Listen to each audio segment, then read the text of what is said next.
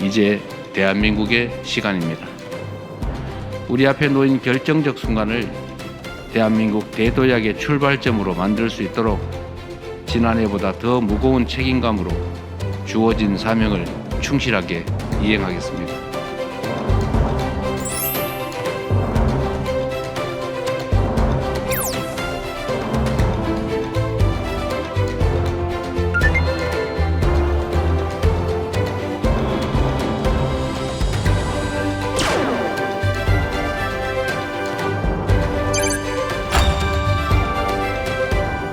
어제 많은 분들이 보셨을 겁니다. 이재명 대통령이 신년 기자회견을 했습니다. 취임 2년차 국정운영 청사진을 밝혔는데요. 대한민국의 성장 전략 대전환, 또 한반도 비핵화 구상, 검찰 개혁과 민생 경제 현안까지 가장 긴 시간 기자회견이 열렸습니다. 자세한 내용 서울 스튜디오 연결해 알아보겠습니다. 자연주 앵커. 네, 서울 스튜디오입니다. 이재명 대통령의 신년 기자회견, 배종찬 인사이트K 연구소장과 함께 자세히 짚어봅니다. 소장님 안녕하세요. 안녕하십니까. 네, 본격적으로 이야기를 나눠보기에 앞서서 이재명 대통령의 모두 발언부터 듣고 오겠습니다. 대한민국은 더 이상 열강에 둘러싸인 동방의 작은 나라도 앞선 나라의 정답을 뒤따라가는 후발주자도 아닙니다. 지방 주도 성장, 기회와 과실을 고루 나누는 모두의 성장, 안전에 기반한 지속 가능한 성장, 문화가 이끄는 매력적인 성장, 그리고 평화가 뒷받침하는 안정적 성장.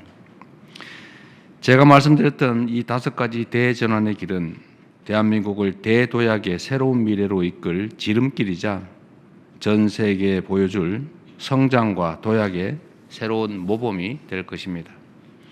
대전환을 성공적으로 이뤄낸다면 우리 대한민국은 세계의 미래를 선도할 강국으로 성큼 성장해 있을 것입니다.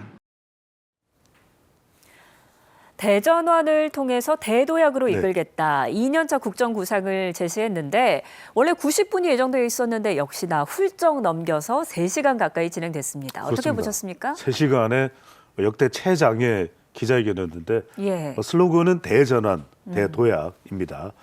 청와대에서 첫 신년 기자회견을 연 것인데요. 함께 이루는 대전환, 모두 누리는 대도약을 주제로 했습니다. 역대 최장 기자회견으로 173분간, 3시간이죠. 네. 25명이 질문을 했고 취임 2년차 대한민국 대전환, 국민 삶이 달라지도록 하겠다.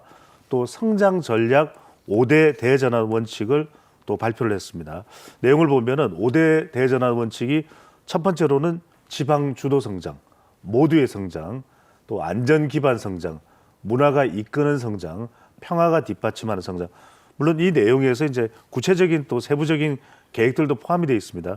성장만 31번을 언급을 했습니다. 네. 그만큼 이제 성장을 강조한 것인데 정부 역량을 완전 재배치하겠다.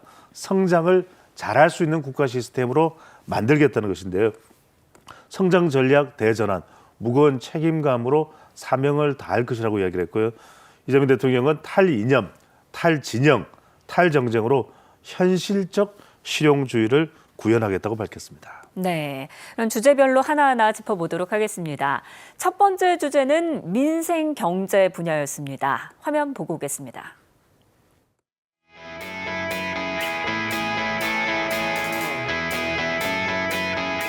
특별한 대책이 있으면 이미 했겠죠. 이 질문을 왜 안 하시나 했어요. 참 어렵습니다. 어떻게 할지는 아직 결정은 못했어요. 알겠습니다. 제가 이제 감사하다는 말씀 드립니다. 자주 기회를 드리세요. 전에 못하신 것까지 다 하게. 그래도 뭐 다들 그래서 이게 꽤 엄중한 사안입니다.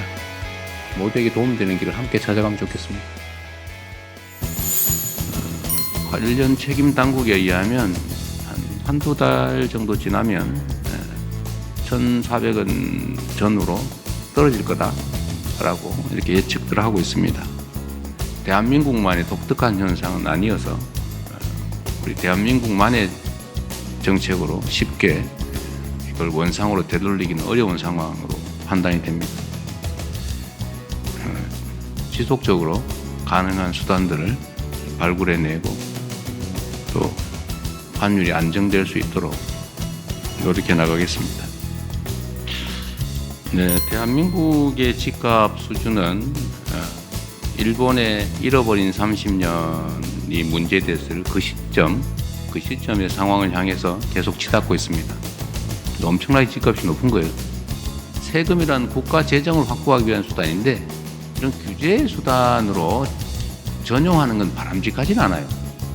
곧 국토부에서 공급 확대 방안을 현실적인 공급 확대 방안을 발표할 겁니다. 그리고 저는 이게 주가를 뭐 인위적으로 부양하는 게 아니고 정상화가 중요하다고 본 게 제가 그때도 선거 전에도 말씀드렸던 건데 국민의 재산을 늘리는 겁니다. 국가의 부를 늘리는 거예요. 대한민국 기업이라는 이유로 똑같은 기업이 왜 싸구려 취급을 당합니까? 하여튼 주식 투자는 각자가 알아서 잘 해야 되는 일이다. 아무도 책임져 주지 않는다. 정상화는 꼭 필요하고요.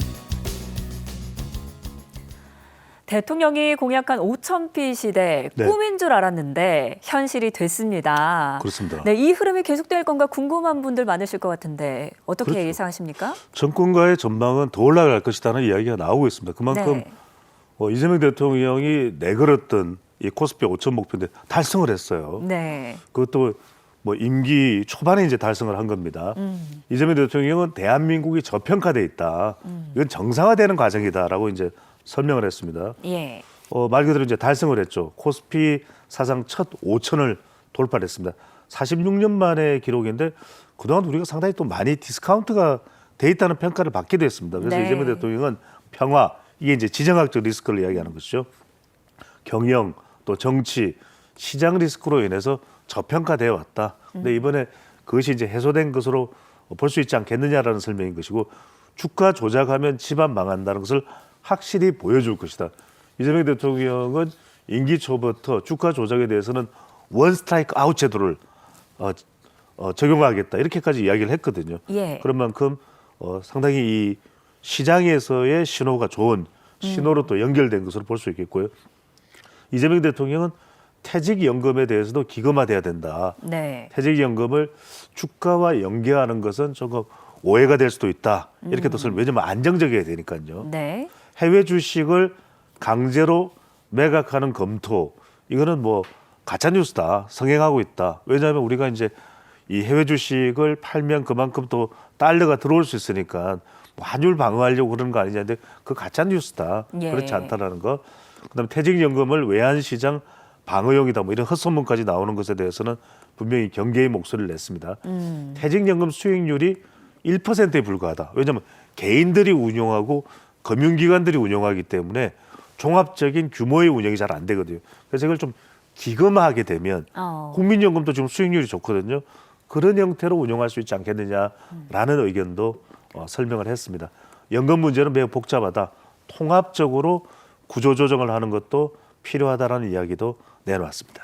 네, 환율 문제도 짚었는데 환율은 곧 1,400원대로 떨어질 거다. 이 말을 한 직후에 환율이 한 10원 정도, 10원 이상 급락하기도 했어요. 그렇죠. 대통령 발언 영향에서도 보시고 그만큼 외환시장에서는 또 외국인도 또 투자자들도 그걸 보고 있는 것이고 듣고 있는 것이거든요. 네. 근데 실제로 현대경제연구원 같은 곳에서도 1분기 이후에는 안정된다 이런 이야기를 또 하고 있습니다. 그래서 이재명 대통령은 분명히 개인의 생각이 아니라 전문 연구기관에서의 나오고 있는 전망이 한두 달 후에는 1,400원 전후로 떨어질 것이다. 네. 그 설명을 이제 기자회견에서 설명을 했고요. 이 대통령은 이재명 대통령 발언 직후에 방금 전에 차인크 말씀대로 장중 이제 1,460원까지 떨어졌는데 또 조금 올라갔어요. 그 이후에 막판에 장막판에 한율이 올라가서 1,471.3원에 마감이 됐는데 그래도 4거래일 만에 하락을 한 겁니다. 네.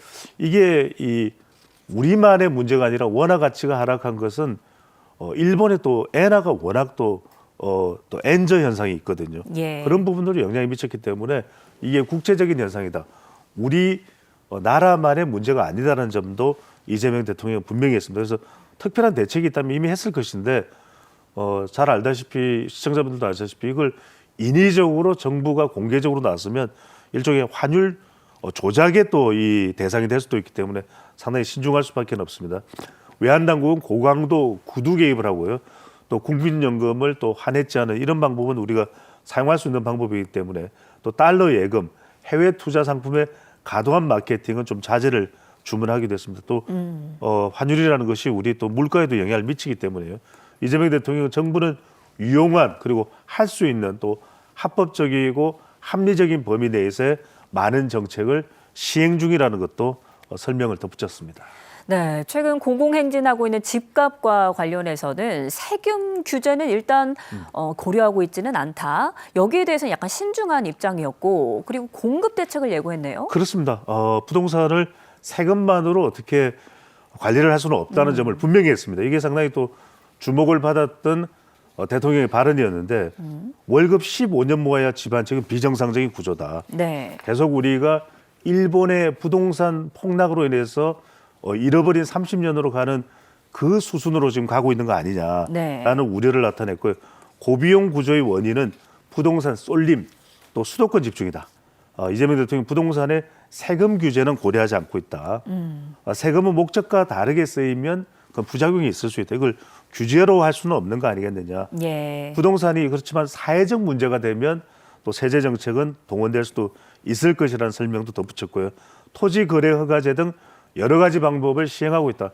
필요하다면 다른 방법도 추가하겠다고 설명하고 근본적인 해법은 차인크도 말씀하셨던 대로 공급 확대다.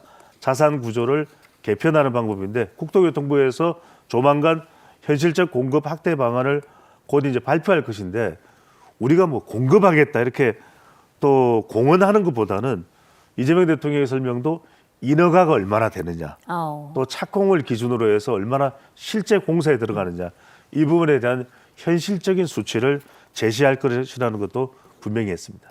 네. 또 외교 안보 분야에서는 남북 관계 그리고 정상 외교까지 다양한 질문이 나왔는데요. 어떤 질문이 나왔는지 화면 보고 이어가겠습니다. 제가 이제 작년 취임한 이후에 외국 정상들을 만난 게 한 50개국 된다고 그래요. 이번 방중에서 시진핑 주석과 회담은 참 유익했다고 생각합니다. 그리고 방중 과정에서 중국 정부가 매우 잘 준비해서 이렇게 환대해 준 것들이 우리 대한민국 국민들께서도 다 목도를 했고 또 중국 인민들도 함께 본 장면인데 양국 간의 관계 개선에 큰 전기가 됐다고 생각합니다. 생각하는 것보다 일반적으로 보여지는 것보다는 매우 인간적이고 생각보다 농담도 잘 하시고 아주 좋은 정상회담이었다고 생각합니다. 평화리스크 지금 무슨 저자세니 뭐 이런 소리 많이 하던데 그럼 그 자세를 한 방 뜰까요? 북한하고? 그럼 경제 망하는 거예요. 남북 간의 관계에 대한 전략은 뭐 단순하면서도 뭐 확실하죠. 확고한 방위력, 억지력을 확보하고 그 기반 위에서 이 방위력과 억지력으로 위협하는 게 아니라 대화하고 소통하고 협의하고 존중하고 그래서 공생공령의 길을 같이 살고 같이 번영하는 길을 만들어간다. 통일은 지금 뭐 통일은커녕 뭐 전쟁 안 하면 다행인 상황인데 그건 좀 뒤로 미루더라도 평화적 공존이 가능한 상황으로 최대한 할 수 있는 걸 해나간다. 그 속에서 미국의 역할이 매우 중요하다고 생각이 돼요. 네, 외신 기자들의 질문도 있었습니다. 얼마 전에 중국과 일본 연쇄 회담이 진행된 만큼 관련 결과에 대한 질문도 있었어요. 그렇습니다. 상당히 또 중요한 외교 안보 관련 사항이니까요. 이재명 대통령은 취임 후에 50여 개국 정상을 만났다. 상당히 많은 숫자의 정상들을 만난 것인데 예. 최근에 이제 연초에 한중 한일 정상회담이 있었죠. 이재명 대통령은 시진핑 주석과의 회담이 아주 유용했다. 중국과의 관계 복원이라는 평가를 받고 있는 것이거든요. 국빈 방중을 해서 군사 안보 협력에 대한 신뢰를 향상시켰고 협력을 지속한다. 뭐 이제 중국과의 뭐 군사 안보상의 이런 것보다는 이제 다양한 그런 이 내용들을 동북아에서의 안정 이야기를 했다라는 점에 이제 초점이 맞춰지는 것이고, 한중 간에는 갈등 요소도 있지만 뭐 중국은 공식적으로는 이야기하고 있지는 않지만 한한령 같은 것 또는 네. 서해 구조물 같은 이야기도 뭐 충분히 관리 가능하지 않겠냐, 그는 한중 사이에.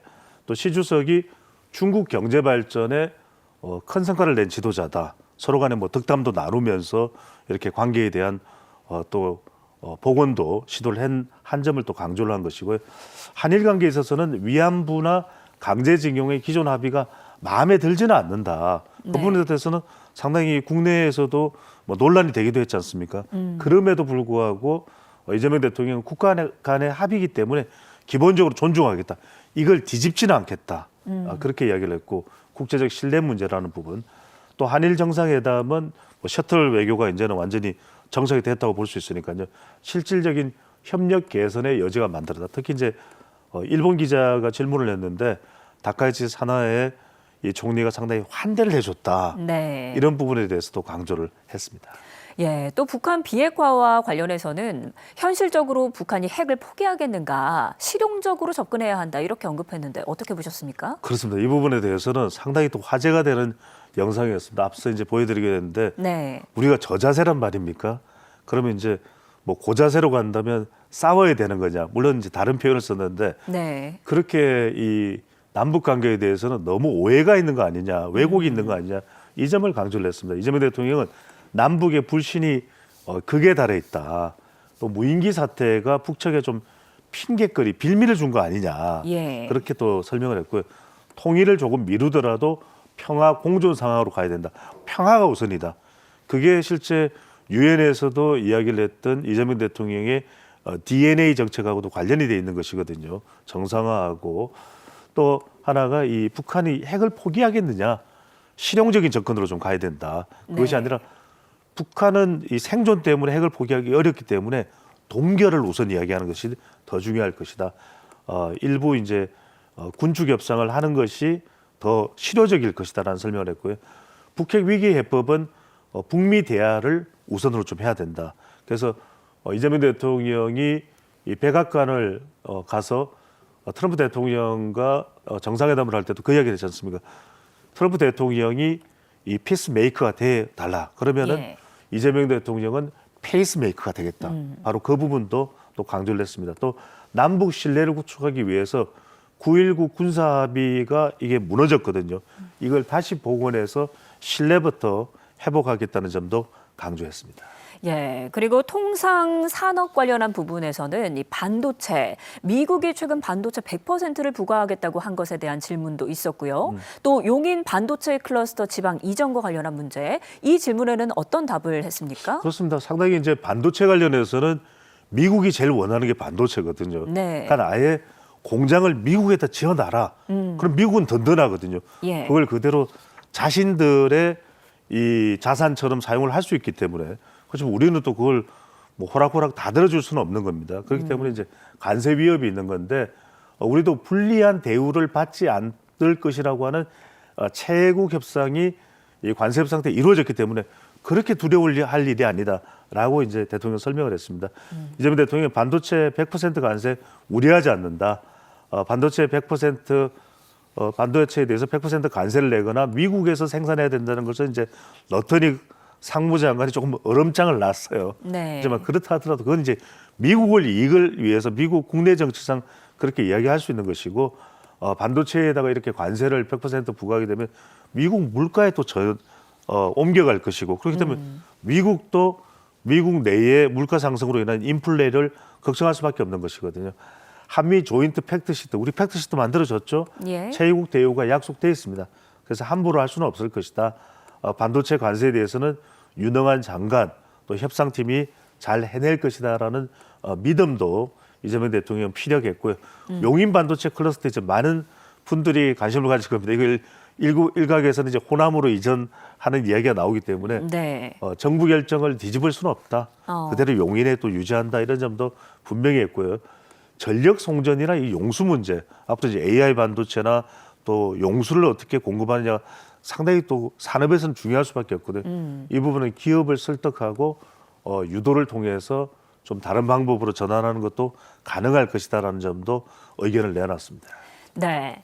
또 사회 분야에서도 기자들의 송곳 질문 그리고 속 시원한 답변이 이어졌습니다. 화면 보고 오겠습니다.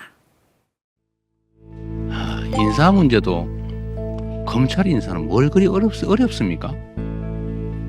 또 각종 개혁 조치도 검찰이 관계된 건 뭘 그리 복잡하고 어려운지 모르겠어요. 이게 다 업보죠, 업보. 저는 뭐 극단적으로 그런 생각이 들기도 합니다. 검찰이 하도 저지른 업보가 많아가지고 마녀가 된 거 아니냐. 이 검찰개혁의 핵심은 검찰한테 권력을 뺏는 게 목표가 아니에요. 그건 수단과 과정이죠. 진짜 최종 목표는 국민들의 권리 구제예요.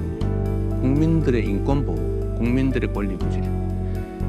억울한 범죄 피해자가 구제받을 수 있게 가해자를 처벌을 제대로 하는 거. 그거 해야죠.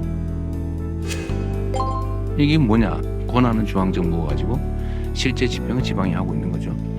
그래서 이거를 좀 교정을 해야 되는데, 하여튼 통합은 해야 소위 5급 3특 체제, 그러니까 지방 중심에 남부는 해양 수도, 남부 벨트를 만들고 중부는 행정 수도로 행정 벨트를 만들고 이제 서울, 경기, 인천 일대는 이제 문화 수도, 경제 수도로. 그래서 이 균형을 좀 맞추자. 최대 5조 원까지 연간 4년 내 제 임기 안에 하면 4년 하면 20조 원 정도를 지원해 줄 수 있겠다.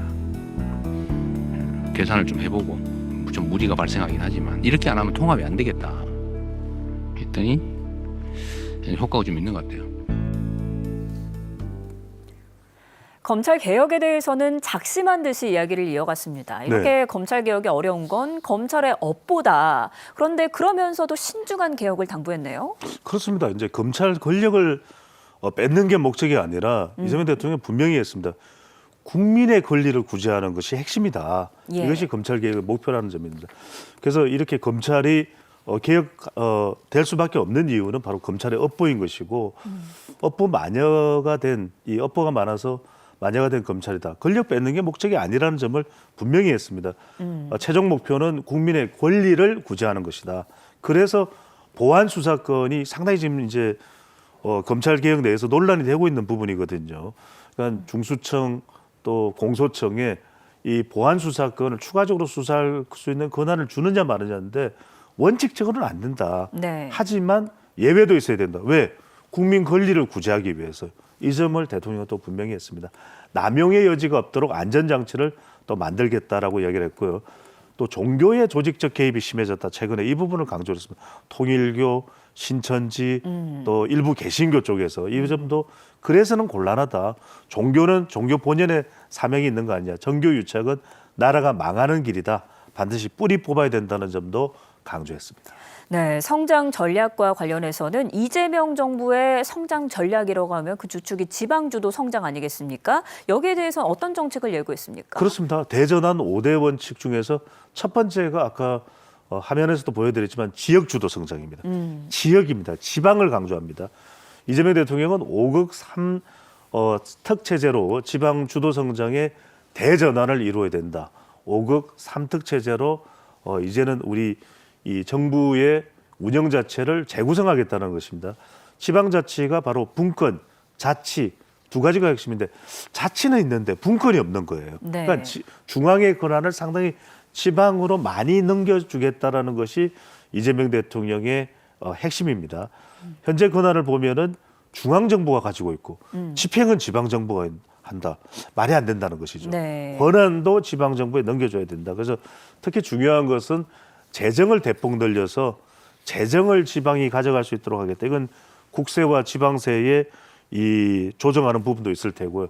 또 지방에 떡 하나 더 주는 게 아니다. 좀 실질적인 혜택을 가야 된다. 그래서 매년 이렇게 이제 통합이 되는 곳에는 5조 원씩 4년간 20조 원을 지원하겠다. 국가 균형 발전을 설득하기 위해서는 공공기관도 이전해야 되고 우리 KTV에서도 설명을 해야 되지만 기업이 옮겨갈 수 있도록 상당히 큰 파격적인 인센티브 제도도 활용을 하겠다라고 얘기를 했습니다. 행정통합은 국가 생존 전략. 그렇지 않으면 지방이 죽는 겁니다. 그래서 예. 정치적인 고려 없이 이걸 뭐 지방선거를 염두에 뒀냐 그런 개념이 아니라 반드시 또 최대한 빨리 해야 되는 일이라는 점도 강조를 했습니다. 네, 이번 신년 기자회견은 이재명 정부의 집권 2년 차 앞으로의 구상을 설명하는 자리이기도 했는데요. 어디에 방점이 찍혀 있다 이렇게 보면 될까요? 그렇습니다. 무려 31번이나 성장을 이야기했거든요. 이재명 대통령은 이제 대한민국의 시간이다. 성장 패러다임의 대전환을 이루어내겠다라고 이야기를 했고요. 국정 운영 제1의 원칙은 오직 국민의 삶입니다. 국민을 계속 또 강조를 했습니다. 통합된 나라가 대통령의 가장 중요한 직무이고 지난 7개월은 조금씩 이제 정상화됐다라는 예. 점도 강조를 했는데 분명히 이제 성장인데 모두의 성장이다. 그래서 사회계획도 박차를 가했고 무엇보다도 국무회의에서도 이재명 대통령이 강조하는 부분인데 많이 들어라. 그래서 의견 수렴, 수기하고 설득하고 공론화를 강조됐고요. 무엇보다도 이런 과정을 통해서 국민 통합을 이룰 수 있다는 점을 분명히 했습니다. 네, 신년 기자회견 지금까지 배종찬 인사이트K 연구소장과 정리해봤습니다. 소장님 고맙습니다. 감사합니다.